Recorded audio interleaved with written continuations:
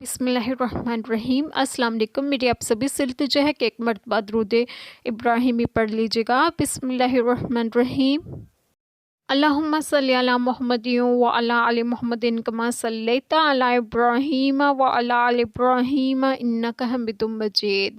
अल्लाहुम्मा बारिक अला मुहम्मदिन व अला आलि मुहम्मदिन कमा बारकता अला इब्राहीम व अला आलि इब्राहीम इन्नका हमीदुम मजीद। बिस्मिल्लाहिर्रहमानिर्रहीम।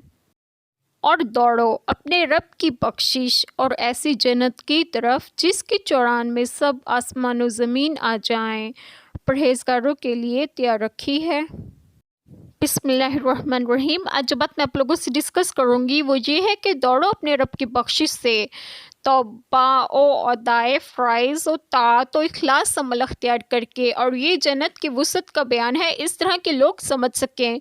उन्होंने सबसे वसी चीज़ जो देखी है वो आसमान और ज़मीन ही है। इससे वो अंदाज़ा कर सकते हैं कि अगर आसमान और ज़मीन के तबके तबके और परत परत बनाकर जोड़ दिए जाएँ और सबका एक परत कर दिया जाए, इससे जन्नत के अर्ज़ का अंदाज़ा होता है कि जन्नत कितनी वसी है। हरकुल बादशाह ने आप सल्लल्लाहु अलैहि वसल्लम की खिदमत में लिखा कि जब जन्नत की ये वुसअत है कि आसमान और ज़मीन इसमें आ जाएं तो फिर दोज़ख कहाँ है। आप सल्लल्लाहु अलैहि वसल्लम ने जवाब में फ़रमाया, सुबहान अल्लाह, जब दिन आता है तो रात कहाँ होती है। इस कलाम बलागत निज़ाम के मायने नहायत दकीक हैं। ज़ाहिर पहलू ये है कि दौराहे फ़ल्की से एक जानिब में दिन हासिल होता है तो इसके जानिब मुकाबिल में शब होती है। इसी तरह जन्नत जानिब बाला में है और दोज़ख जहत पस्ती में। यहूद ने यही सवाल हज़रत उमर रज़ियल्लाहु अन्हुमा से किया था तो आप रज़ियल्लाहु अन्हुमा ने भी यही जवाब दिया था।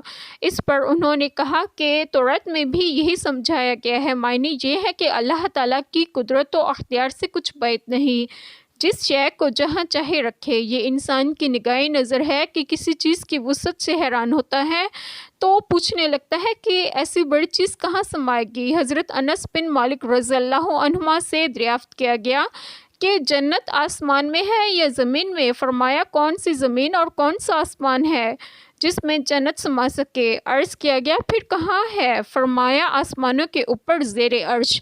इस आयत करीमा और इससे ऊपर की आयत करीमा से साबित हुआ कि जन्नत और दोज़ख पैदा हो चुकी मौजूद हैं। अल्लाह ताला हम सब के तमाम गुनाहों को माफ़ फरमाए और हमें सिरात मुस्तकीम की राह पर गामज़न करें, और आप सबको आपके घरों में खुश व खुर्रम रखें और सेहत तंदुरुस्तगी भी दें। आमीन। जज़ाकल्लाह खैर।